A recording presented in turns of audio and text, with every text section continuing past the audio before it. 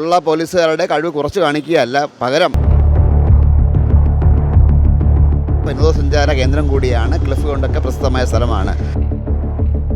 Police സ്റ്റേഷനിൽ അടിയന്തരമായി SIയുടെ posting ഉണ്ടാവണം. ആദ്യമായി ജനങ്ങൾ ഓടിയെത്തുന്നത് ലോക്കൽ പോലീസ് സ്റ്റേഷനിലായിരിക്കും. നമസ്കാരം, ഇത് വർക്കലയാണ്. വർക്കല എന്ന് പറയുമ്പോൾ എല്ലാവർക്കും അറിയാം, ലോകത്തറിയപ്പെടുന്ന വിനോദസഞ്ചാര കേന്ദ്രം കൂടിയാണ്. ക്ലിഫ് കൊണ്ടൊക്കെ പ്രസിദ്ധമായ സ്ഥലമാണ്. പക്ഷേ ഇവിടെ ചില ന്യൂനതകളും ഒക്കെ ഉണ്ടെന്നൊക്കെയാണ് നാട്ടുകാർ പറയുന്നത്. കാരണം ഒന്നാമത്തെ കാര്യം ഇവിടുത്തെ പോലീസ് സ്റ്റേഷൻ്റെ കാര്യമാണ്. ഉള്ള പോലീസുകാർ കുറച്ച്, അല്ലെങ്കിൽ അവരെ കഴിവ് കുറവെന്നല്ല പറയുന്നത്, പക്ഷേ അവരുടെ സ്ട്രെങ്ത് കുറവാണെന്നാണ് കുറേ പേരുടെയൊക്കെ ആക്ഷേപം. കാര്യങ്ങളൊക്കെ ഇത്രയും വലിയൊരു ഏരിയ കവർ ചെയ്യാനുള്ള സ്ട്രെങ്ത് നമ്മുടെ സ്റ്റേഷനില്ല. ഇവിടെ SI ഇല്ല.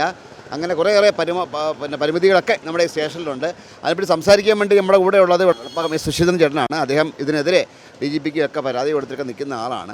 കാരണം ഉള്ള പോലീസുകാരുടെ കഴിവ് കുറച്ച് കാണിക്കുകയല്ല, പകരം ഈ സ്റ്റേഷന് കുറച്ചുകൂടി സ്ട്രെങ്ത് വേണമെന്നാണ് ചേട്ടൻ്റെ കൂടെയുള്ള ആൾക്കാരുടെയൊക്കെ ആവശ്യം, അല്ലേ? അതല്ലേ? തീർച്ചയായിട്ടും.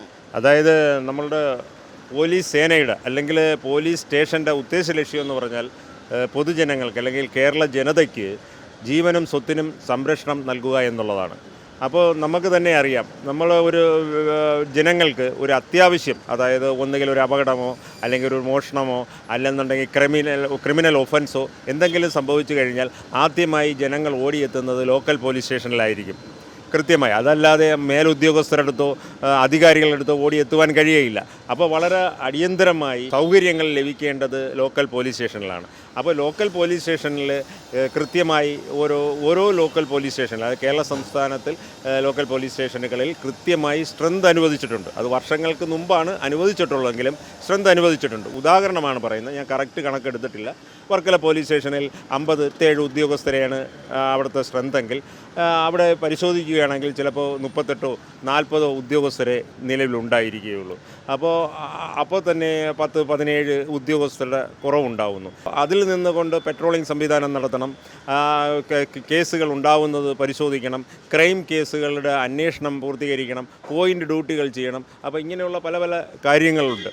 അപ്പോൾ എപ്പോഴും നമ്മൾ പോലീസ് സ്റ്റേഷനിലെ സ്ട്രെങ്ത് കാര്യക്ഷമമായിരിക്കേണ്ടതാണ്. ഒരു കാര്യം എന്തുകൊണ്ട് ഡിലേ ആവുന്നു എന്ന് ചോദിക്കുമ്പോഴും പോലീസ് ഉദ്യോഗസ്ഥരുടെ ഭാഗത്തു നിന്ന് നമുക്ക് കിട്ടുന്ന അറിവ് എന്ന് പറയുന്നത് ഉദ്യോഗസ്ഥരുടെ എണ്ണത്തിൽ വളരെ കുറവാണ്. അപ്പോൾ നമ്മൾ ചോദിക്കും, നിങ്ങൾ മേലധികാരിയുടെ ശ്രദ്ധയിൽപ്പെടുത്താറില്ലേ? അപ്പോൾ അവർ തന്നെ പറയുന്നു, നമ്മൾ പലപ്പോഴും മീറ്റിങ്ങുകളിലും മറ്റും ശ്രദ്ധയിൽപ്പെടുത്താറുണ്ട്, എന്നിട്ട് അതിനുള്ള ഗുണങ്ങൾ കാണാതെ പോകുന്നു. ഒന്നുമില്ല, കേരളത്തിൽ ഏറ്റവും കൂടുതൽ ആൾക്കാർ ശ്രദ്ധിക്കുകയും അറിയപ്പെടുന്ന സ്ഥലം വർക്കലയാണ്.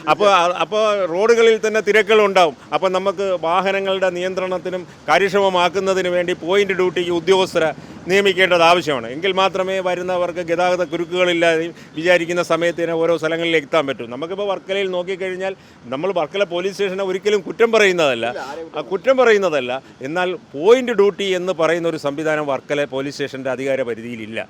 ഉദ്യോഗസ്ഥരുടെ കുറവാണ് പോയിൻ്റ് ഡ്യൂട്ടിക്ക് നിയമിക്കാൻ പറ്റാത്തത്. ഇപ്പോൾ ഇവിടെ തന്നെ ട്രാഫിക് യൂണിറ്റിൻ്റെ വാഹനം ഉൾപ്പെടെ 3 ജീപ്പ് നിലവിൽ വർക്കല പോലീസ് സ്റ്റേഷനുണ്ട്.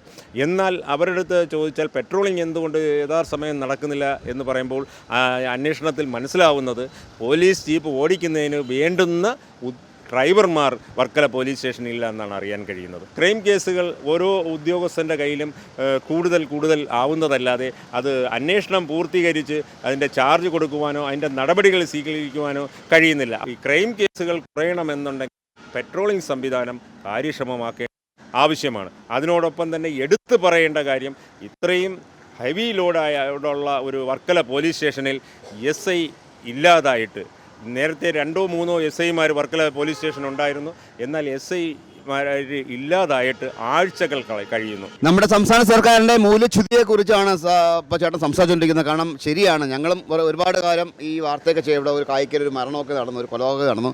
അതിന് മുന്നേ, മാസങ്ങൾക്ക് മുമ്പേ ഞങ്ങൾ റിപ്പോർട്ട് ചെയ്തിട്ടുണ്ടായിരുന്നു, ഇവിടെ എന്തെങ്കിലുമൊക്കെ അന്വേഷണ സംഭവം ഉണ്ടാകാൻ സാധ്യതയുണ്ടെന്ന് നമ്മൾ പലപ്പോഴും റിപ്പോർട്ട് ചെയ്തിട്ടുണ്ടായിരുന്നു.